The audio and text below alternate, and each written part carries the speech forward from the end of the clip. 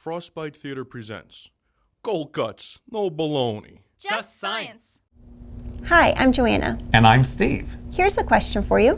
When a lit candle that's placed in a shallow tray of water is covered with a beaker, the candle goes out and the water in the beaker goes up. What happens when 3 candles are used? Do both sets of candles burn for the same amount of time, and the water level in both beakers rise by the same amount?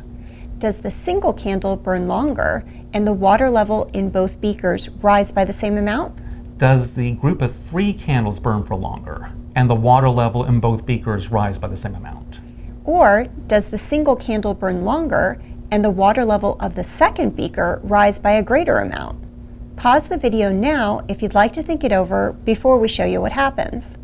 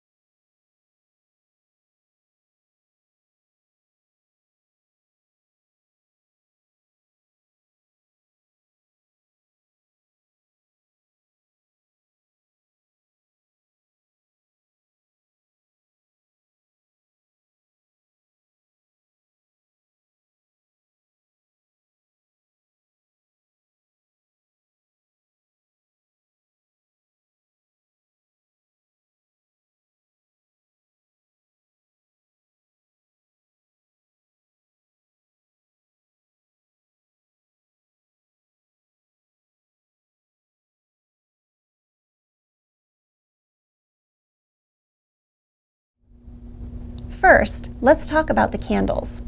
They consume oxygen as they're burning, and there's only so much of it in the beakers. Eventually, there isn't enough oxygen in the beakers to keep the candles burning, so they go out. The more fire there is, the faster the oxygen gets used. That's why the group of 3 candles goes out before the single one does. Now for the water.